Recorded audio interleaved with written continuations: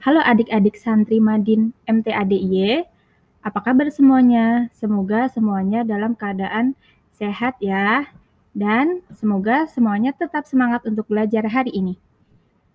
Alhamdulillah, pada hari ini kita dipertemukan kembali untuk belajar tarikh bersama Ustazah Siti Sofiyah. Kita akan melanjutkan pelajaran sirah nabawiyah kita, dan pada hari ini kita akan lanjut pada materi pemboikotan secara menyeluruh. Nah, sebelum mulai, agar belajar kita menjadi barokah, mari kita mulai dengan berdoa terlebih dahulu. Wahid Isnain Salasa. Bismillahirrahmanirrahim. Rabbi zidni ilma warzuqni fahma. Amin. Ya Allah, tambahkanlah ilmu kepadaku dan karuniakanlah pemahaman yang baik. Amin ya rabbal alamin. Semoga dengan doa kita sebelum belajar, kita akan dimudahkan dalam menerima pelajaran dan diberikan kekuatan untuk selalu mengamalkannya dalam kehidupan sehari-hari.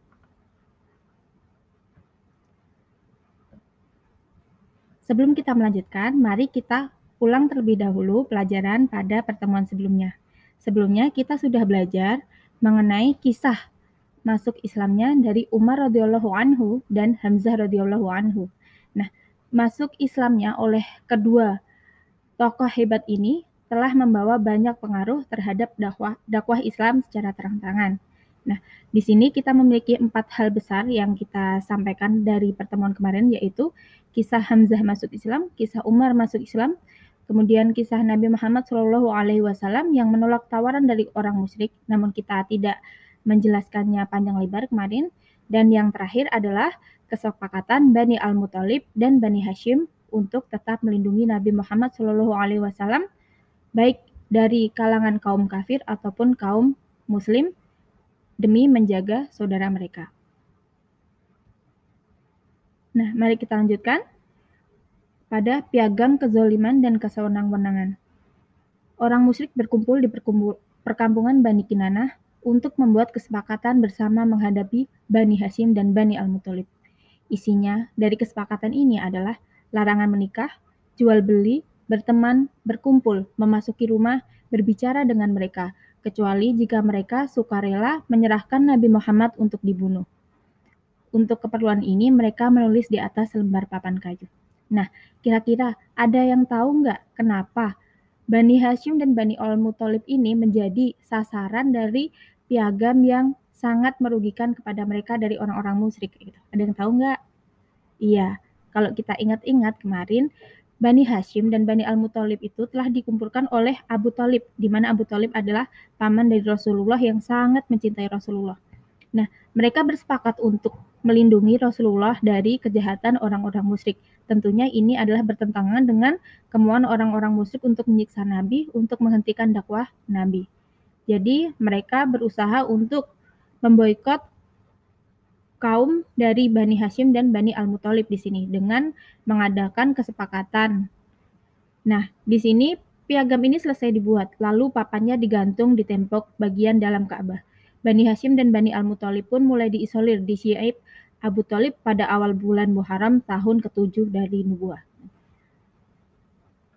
Sehingga dengan diisolirnya kedua kaum ini, mereka memiliki keterbatasan dalam berbagai hal. Sampai tidak disadari adalah mereka diisolir selama 3 tahun. Pemboikotan ini benar-benar tepat. Cadangan dan bahan makanan pun sudah mulai habis. Sementara orang-orang musyrik tidak membiarkan makanan yang masuk ke Mekah ataupun barang yang hendak dijual, melainkan mereka langsung memborong semuanya. Jadi karena semua sumber makanan, sumber barang-barang kebutuhan itu ketika masuk ke Mekah itu langsung dibeli oleh orang-orang musyrik, sehingga orang-orang Islam pun kesulitan untuk mendapatkan bahan makanan untuk makan mereka sehari-hari dan juga kebutuhan mereka sehari-hari. Hingga akhirnya keadaan Bani Hashim dan Bani Al-Muthalib ini benar-benar mengenaskan dan kelaparan. Akhirnya sampai-sampai mereka hanya bisa memakan dedaunan dan kulit binatang. Bayangin ya, kira-kira kalau adik-adik makan dedaunan dan kulit binatang tiap hari, seneng nggak kayak gitu? Iya, pasti sedih ya kayak gitu. Makan makanan yang hampir sama tiap hari kayak gitu. Mungkin kalau sekarang di rumah adik-adik bisa makan enak, bisa hari ini makan es krim, besok makan kue, besoknya makan ayam dan sebagainya. Berbeda dengan saat pemboikotan Bani Hashim dan Bani Al-Muthalib. Nah, sementara itu Abu Thalib selalu khawatir terhadap keadaan Rasulullah Shallallahu Alaihi Wasallam. Di sini Abu Thalib pun juga ikut terisolir kayak gitu, tapi karena sayangnya beliau kepada Rasulullah dalam keadaan yang mengenaskan pun dan dalam keadaan terdesak, Abu Thalib tetap memikirkan keadaan Rasulullah. Nah, genap 3 tahun keadaan berjalan seperti itu, pada bulan Muharram tahun ke-10 dari nubuah, papan sudah terkoyak dan isinya terhapus. Nah, ini papannya sudah mulai terkoyak karena dia kan berbahan dari kayu seperti itu ya. Sebenarnya orang-orang Quraisy itu terbagi antara kelompok yang setuju dan kelompok yang tidak setuju terhadap piagam tersebut. Maka orang-orang yang tidak setuju berusaha untuk membatalkannya. Nah, di antaranya yang tokoh yang ikut membatalkannya adalah Zuhair bin Abu Umayyah, yakni putri dari Abu Thalib. Nah, kisah pembatalan ini, kisah upaya untuk membatalkan ini dimulai dari saat Hisham, tokoh pertama adalah Hisham bin Amr dari Bani Amir bin Lu'ay. Dia biasanya berhubungan dengan Bani Hashim pada malam hari sambil membawakan makanan untuk mereka. Dia menemui Zuhair bin Abu Umayyah al-Makhzumi atau ibunya Atiqah, putri dari Abdul Muthalib. Hisham berkata kepadanya, "Wahai Zuhair, engkau enak-enakan menikmati makanan dan minuman, sementara engkau juga tahu apa yang menimpa paman-pamanmu." Kemudian Zuhair pun merasa bersalah. "Celaka engkau, apa yang bisa kuperbuat sementara aku hanya sendirian? Demi Allah, andai kata aku didukung orang lain, piagam itu tentu sudah kubatalkan." Lalu Hisham langsung nyaut, "Engkau sudah mendapatkan orang itu." Zuhair pun bertanya, bingung, siapa kayak gitu. Hisham menjawab, "Aku sendiri," kayak gitu. Jadi di sini Hisham itu bersepakat mempunyai keinginan juga untuk membatalkan piagam tersebut. Begitupun dengan Zuhair bin Abu Umayyah. Nah, selanjutnya untuk mendapatkan orang lebih banyak lagi untuk membatalkan piagam ini, Hisham bertemu dengan Al-Mut'aim bin Adi. Setelah bertemu, dia menyebutkan kerabat-kerabatnya di Bani Hashim dan Bani Al-Muthalib bin Abdi Manaf, serta mengejaknya karena dia menyetujui tindakan orang-orang Quraisy yang sewenang-wenang.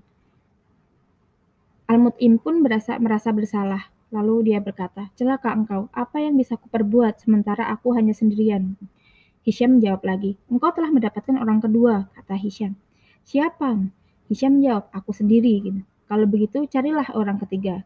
Aku sudah melakukannya." Gitu. Nah, orang ketiga yang dimaksud di sini, yang maksudnya sudah ditemukan adalah Zuhair bin Abu Umayyah. Sehingga sekarang kita sudah mendapatkan 3 orang yang mempunyai tujuan yang sama untuk membatalkan piagam perjanjian yang sangat merugikan ini. Nah, selanjutnya dengan langkah yang sama, Hisham bin Amr ini bertemu dengan Abul Bukhtari bin Hisham dan juga Zam'ah bin Al-Aswad Al-Muthalib.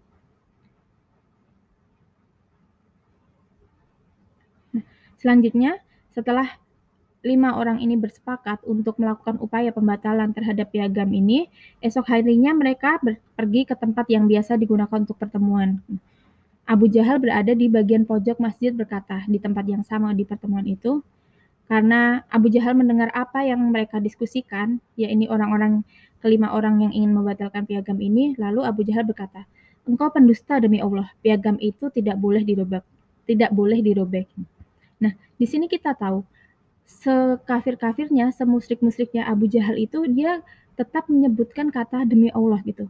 Artinya bahwa Abu Jahal ini walaupun sebagai orang musyrik, dia tahu bahwa Tuhan mereka itu Allah, tetapi kelemahan mereka adalah mereka itu tidak mau mengisahkan Allah. Mereka menganggap beribadah kepada Allah itu dengan perantara menyembah berhala gitu. Padahal itu adalah hal-hal yang termasuk syirik, menyekutukan Allah.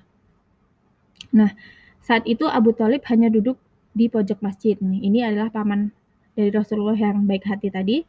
Dia merasa perlu menemui mereka karena Allah telah mengisyaratkan kepada Rasulnya masalah piagam ini dan juga mengutus rayap untuk memakan papan piagam itu. Jadi ketika Allah sudah berkehendak suatu kejadian gitu, maka Allah pun mempunyai berbagai macam cara untuk mewujudkan apa yang Allah kehendaki gitu. Bahkan rayap pun bisa digerakkan oleh Allah untuk memakan papan rayap itu. Beliau memberi akhirnya dari keadaan ini Rasulullah memberitahu pamannya mengenai hal ini. Lalu Abu Thalib pergi menemui orang-orang Quraisy dan mengabarkan kepada mereka bahwa anak saudaranya telah berkata begini dan begitu. Apa yang disampaikan Abu Thalib itu didengar orang-orang dan juga Abu Jahal. Lalu Al-Mut'aim bangkit menghampiri piagam dan siap merobeknya. Dia melihat rayap-rayap itu telah memakan isinya. Nah, dengan keajaiban dari Allah Subhanahu wa taala, dia melihat rayap-rayap ini telah memakan isinya kecuali penggalan tulisan Bismika Allahumma yang artinya dengan asmamu ya Allah, dan setiap bagian yang ada kata Allah itu juga tidak termakan rayap itu. Masya Allah sekali ya. Nah, akhirnya papan piagam itu benar-benar dirobek dan dibatalkan. Rasulullah dan para pengikutnya pun keluar dari perkampungan. Tempat pembuikan petan mereka itu. Orang-orang yang musyrik telah melihat satu tanda besar dari tanda-tanda nubuwah, tetapi mereka seperti yang diberitahukan oleh Allah dalam Quran surat Al-Qamar ayat 2, yang artinya, dan jika mereka, yakni orang-orang musyrik melihat suatu tanda mukjizat, mereka berpaling dan berkata, ini adalah sihir yang terus-menerus. Jadi sehebat apapun yang ditunjukkan oleh Rasulullah, yang ditunjukkan oleh Allah mengenai kehebatan Islam gitu ya, mereka itu orang-orang musyrik itu tetap mengingkari kayak gitu. Jadi mereka tidak mau mengisahkan Allah, mereka tetap syirik kepada Allah walaupun seperti apapun tanda yang sudah diberikan Allah untuk meluruskan hati mereka gitu. Nah, alhamdulillahirabbil alamin, itu tadi cerita tentang pemboikotan yang secara menyeluruh dan akhirnya dibatalkan oleh beberapa tokoh. Tadi ada 5 orang tokoh. Nah, di sini pelajaran yang dapat kita ambil bahwa dalam kondisi apapun gitu kita tetap harus memegang nilai-nilai Islam kayak gitu. Jadi bahkan dalam kondisi kelaparan, dalam kondisi diboikot kayak gitu, kita harus tetap memiliki keyakinan, kita harus tetap memiliki keimanan untuk mengamalkan agama Islam itu sendiri, untuk memeluk agama Islam itu dengan sepenuh-penuhnya. Dan yakinlah bahwa Allah itu nanti akan menolong kita sebagai umatnya untuk meringankan beban-beban yang kita alami gitu. Jadi adik-adik tetap semangat ya, jangan lupa sholat. Terus sebentar lagi kita akan puasa kayak gitu. Jadi nanti walaupun siangnya merasa lapar kayak gitu tetap ditahan karena itu sudah dituntunkan oleh Rasulullah sebagai wujud kita beribadah kepada Allah Subhanahu wa taala. Nah, alhamdulillah mungkin itu yang Ustazah sampaikan pada hari ini. Mari kita tutup dengan doa kafaratul majelis. Wahid Isnain Salasa. Subhanakallahumma wa bihamdika asyhadu an la ilaha illa anta astaghfiruka wa atubu ilaik. Wassalamualaikum warahmatullahi wabarakatuh. Sampai bertemu di pertemuan selanjutnya.